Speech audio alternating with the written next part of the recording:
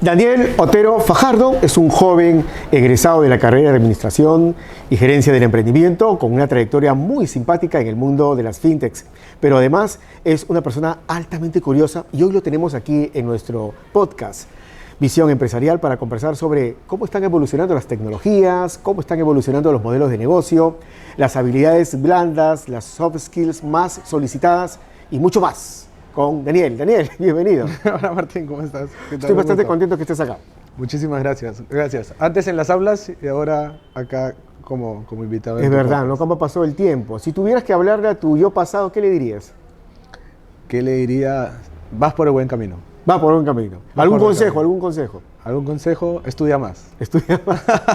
Pero tú estás ahora liderando importantes proyectos. Cuéntanos un poquito tu trayectoria última, porque cuando yo te conocí estabas muy entusiasmado con el tema de las fintechs, el tema de la tecnología, los modelos de negocio, la filosofía tántrica, no sé, tantas cosas que te interesan. Pero cuéntame por qué, dónde estás ahora, cuál es esa ruta que has seguido.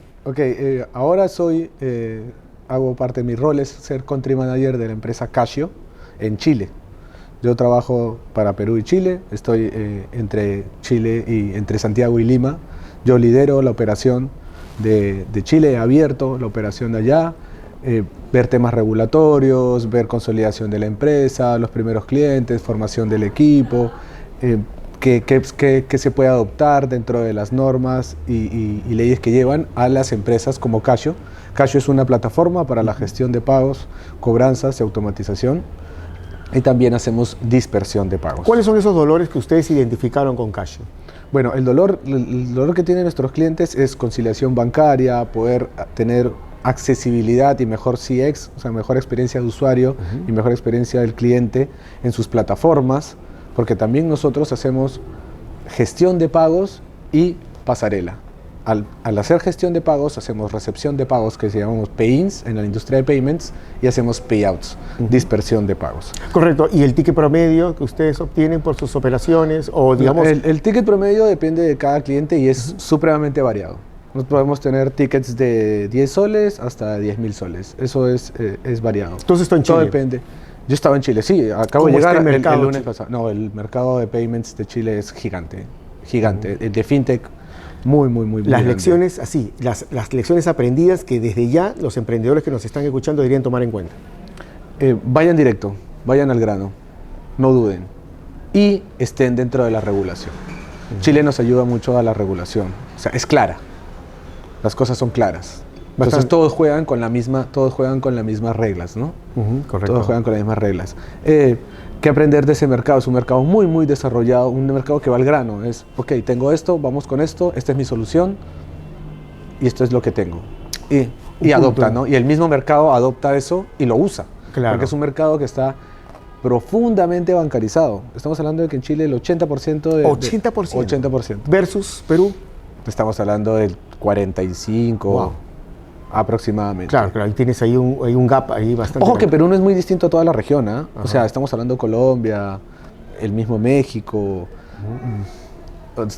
Ecuador, Bolivia. Tú eres country manager de Casio. De Casio para Chile. Para Chile. ¿Qué ventajas te da esto? Digamos, tienes una información más privilegiada, estás abriendo operaciones en otras O sea, regiones. bueno, abrir operación en otra región a mí me pareció... ¿Dónde le has puesto el foco ahorita? ¿O dónde le quieres poner el foco? Bueno, lo siguiente que nos toca a nosotros es Colombia y Ecuador, en ese orden. Ya abrimos México, ahora estoy abriendo yo Chile, el siguiente va a ser Colombia y Ecuador, sucesivamente. ¿Cuál es la particularidad de estos mercados? Son mercados que tienen una necesidad. Necesitan tener una mejor experiencia de usuario al momento de los pagos. Tanto el cliente para nosotros, que son las empresas B2B, como el cliente de mi cliente. Daniel, ¿a qué llamas tú una experiencia de usuario flexible, ágil? Sin fricciones, que se entienda, que sea clara, que el tema de pagos es muy sensible, es dinero. Cuando nosotros hablamos de dinero, tenemos que ser muy responsables, tener un buen compliance, hacer un buen KYC. El compliance es básico. Nuestro compliance es muy estricto, muy severo, y eso nos lleva a tener una empresa muy sana financieramente, muy sana. ¿A dónde deberíamos llegar? ¿Cuál es el ideal, digamos, para ti de ese compliance? El ideal de compliance es hacer lo que debes hacer. Parece algo muy simple y muy sencillo, pero es hacer lo que debes hacer. Tú tienes que conocer a tu cliente. Tú sabes que tenemos algo que se llama el SPLAFT, que lo tiene la SBS, y es el Sistema Preventivo contra el Lavado de Activos y el Financiamiento al Terrorismo, lo que en inglés es el AML, Anti-Money Laundering. Entonces, es eso. Las normas hay que seguirlas. No es tan difícil. No es tan difícil. ¿Por qué no se siguen? Creo que es un tema cultural. Yo no soy quien como para decir cómo vive la gente. Un trabajo de los antropólogos. Claro, ya hemos hablado de filosofía antes de que empiece esta entrevista y es un tema muy cultural, ¿no? Nosotros creo que estamos muy abocados a que las reglas se pueden romper y no pasa nada. ¿No será, Daniel, que no hay confianza en sí? También, el tema es de lado y lado. Porque un tema de cultura, vamos, no es que nuestra cultura sea menos o más, sino que digamos, son algunos comportamientos, pero algunos patrones que se dan. Sí, pero o sea, el tema es de lado y lado, tal cual. O sea, yo lo que creo al final es que, a ver, primero que todo, yo considero que la educación cambia vidas. Cambia vidas. Sí. Y eso es así. Entonces, muchas personas debiesen tener acceso a la educación. Voy a contar un poquito, una pequeñita parte de mi historia. Yo estudié en EPE, estudié ya grande, viejo, por así decirlo, pero eso es brindar acceso a la educación, ¿sí? De una u otra manera. No lo puedo hacer cuando supuestamente... ¿Tú recomendarías entonces no dejar de estudiar? Nunca, jamás. Nunca dejar de estudiar. ¿Y que nunca es tarde para estudiar? Jamás. Nunca es tarde para estudiar. ¿Qué le dirías a esa persona que dice, no, pero Steve Jobs se salió de la universidad el primer año? De esos cuentos nos quieren... Muchos estigmas. Todo el mundo quiere mucho gurú sí, en verdad, créanme. Esto, ¿no? Ya, créeme tú, amigo que estás detrás de la cámara.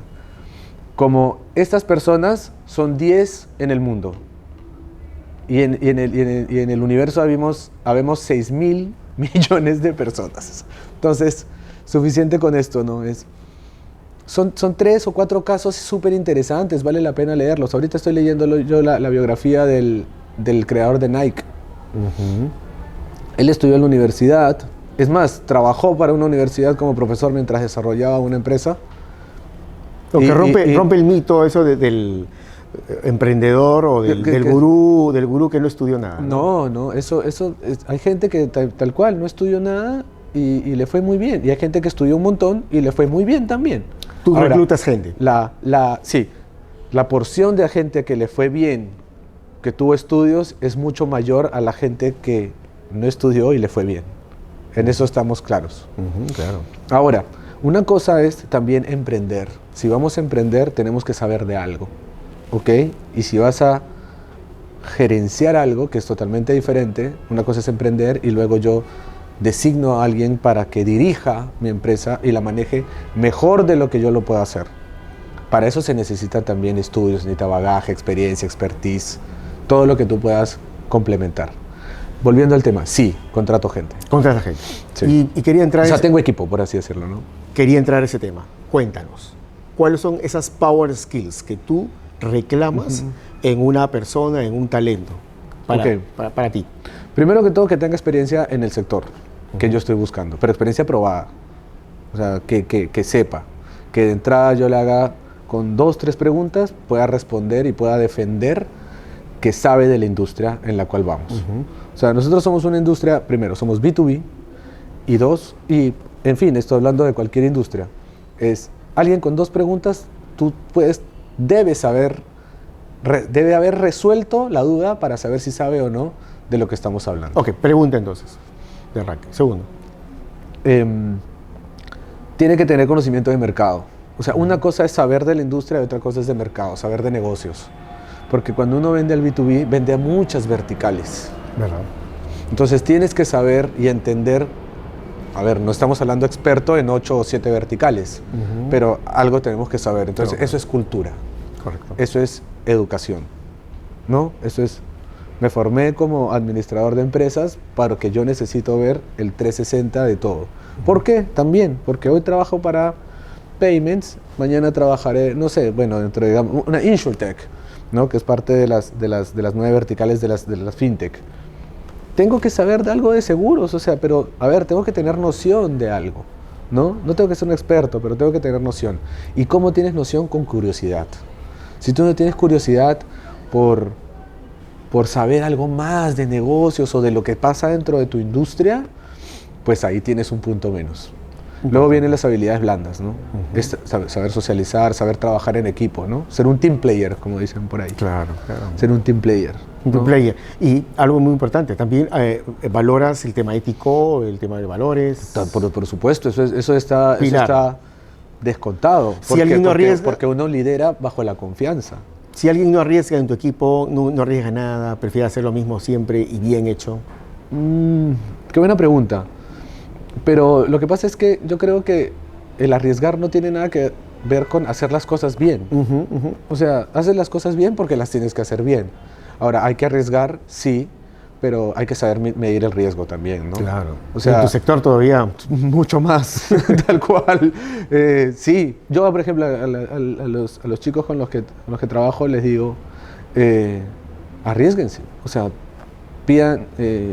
tomen riesgos, porque si no tomas riesgos, yo no sé de lo capaz que puedes llegar a ser. ¿No? Obviamente, mitigando el riesgo. Si mi operación se va a caer 5%, volamos. Cierto. ¿Me hago entender? Claro. Pero si al final, dile, oye, vas a sacrificar 0.01, arriésgate. ¿Quién sabe que ese 0.01 de riesgo nos signifique un 15% de revenue dentro del área? Nunca lo sabes. Claro. Entonces, hay que ir. La cultura de Casio. Cuéntame un poquito. Nosotros tenemos una cultura... A ver, primero que todo, Casio está en Delaware. Es Casio Inc. Está en Delaware. Así que tenemos una cultura muy de startup estadounidense. Muy de dejar trabajar, dejar hacer.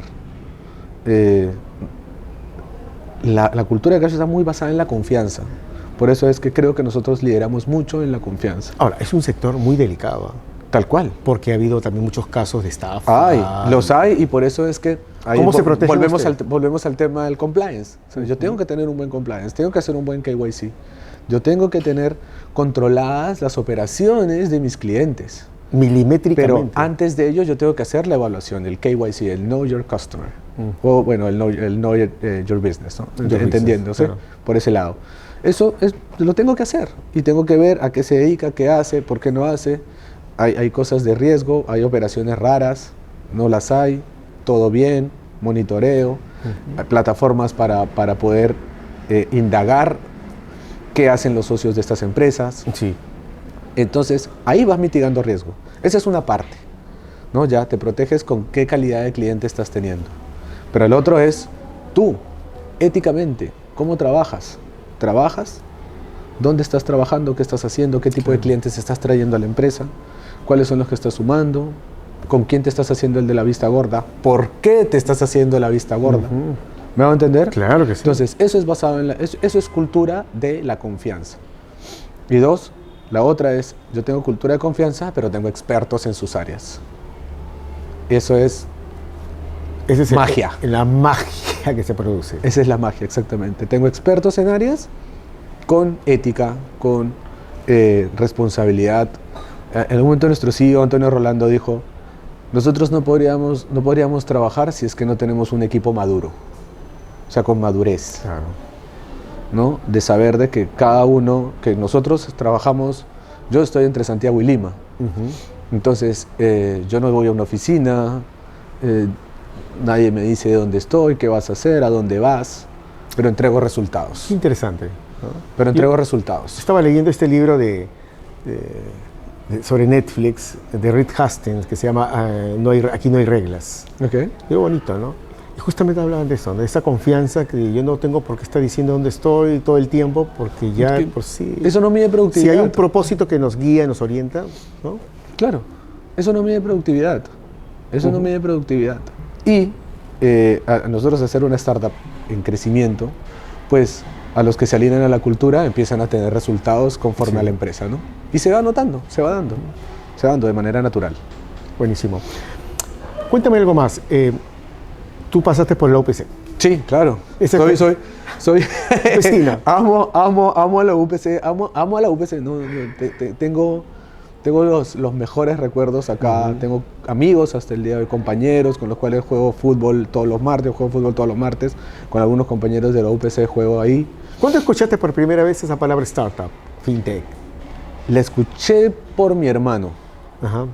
en el año 2010, habrá sido, no recuerdo. Ahí apareció por... 2009, 2010. Ujú. Apareció por primera vez. Startups, emprendimiento. Ahí escuché eso. Yo en ese momento yo estaba muy abocado a la vida. Yo trabajaba para un banco grande Ujú. acá en Perú. ¿Qué cosa Estudiaba ya en la UPC. ¿Qué cosa entré en desaprendiste 2009. del banco? Desaprendí. En verdad, al final aprendí mucho de las cosas que debe tener una startup que hace un banco, que es control sobre procesos. Que muchos emprendedores, yo he trabajado con muchos emprendedores, estudié la carrera de emprendimiento precisamente para ello, pero hay muchos emprendedores que se saltan el proceso. Los procesos tienen que ser claros. El proceso tiene que tener un procedimiento dentro de ese proceso. Y se tiene que entender que hay un procedimiento para el proceso. Y se tiene que entender que hay un proceso, hay un reproceso. ¿Pero no burocratizas todo esto? Lo que pasa es que esa es la cuestión. El proceso no tiene que tener 18 pasos, ni 18 procedimientos. Ajá, buen punto. Tiene que tener 2, 3 y ya está. Pero no te los saltes, no te los lleves, no dejes de hacerlos. Porque ahí es donde te vas a dar cuenta en qué estás fallando. Y lo otro es, lo que no se mide no se gestiona. Ajá. Entonces a muchos emprendedores, como también yo lo fui, o lo soy evidentemente, nos entra plata y sale. Entra plata y caja chica. Entra plata y es caja chica. Sí. Entonces, ¿después cómo? Después cómo empiezo a contratar gente. Y empieza este bucle, ¿no? Sí. Oye, pero tienes que invertir en marketing, tienes que invertir en marca. En el libro que estoy leyendo, Phil Knight lo decía ahí, ¿no? Durante mucho tiempo descuidé el poder de la publicidad. Durante mucho tiempo descuidé, o sea, no lo tomé en cuenta. Es un librazo, ¿eh? Se lo recomiendo a todos. Buenísimo. Hoy vamos a ponerlo en pantalla. Es de Phil Knight y se llama Nunca pares. Nunca pares. Sí, Listo, o sea, vamos a tomar en cuenta ese libro. O sea, el Phil Knight es el creador, no sé quién, no recuerdo quién lo escribe porque al final es una autobiografía, ¿no? Entonces, acá no digo acá, sino en este tema de emprendimiento, los emprendedores son, ok, vamos a invertir, pero cuando esté en azul. Y cuando estás en azul, ves, no invertí y estoy en azul. Y vuelves al rojo. ¿Y cuándo vas a invertir? Entonces es un bucle y es un círculo vicioso donde los emprendedores que ya hoy se forman, como yo, que me formé en emprendimiento y ahora se forman pues en negocios digitales y en todo este tema, tienen que saber. Entonces por eso te digo, volviendo a la pregunta que me hiciste antes, los que no fueron a la universidad o los que no vieron el camino de la educación y les fue bien por ellos y lo aplaudimos. Pero hay otros tantos que necesitan saber un montón. Formarse, necesitas formarte, necesitas saber cómo es eso una inversión, necesitas saber qué es, no lo sé, qué es un estado de balance, un estado de ganancias y pérdidas, un balance, qué es planeamiento estratégico, planear estratégicamente, Martín. O sea, ¿qué es el intraemprendimiento? Como el curso que llevé contigo. Es cómo puedes hacer un emprendimiento dentro de la empresa. Pero no es un emprendimiento de negocio, es cómo cambias un área. Completamente. Muy bien. Fue Daniel que estuvo con nosotros acompañándonos en esa entrevista. Daniel Otero tiene toda una cantidad de cosas que compartir porque va a estar próximamente también como invitado en nuestros retos y desafíos empresariales y además en los eventos que hemos preparado con él. Daniel, te agradezco bastante. Martín, muchísimas gracias. Un gusto.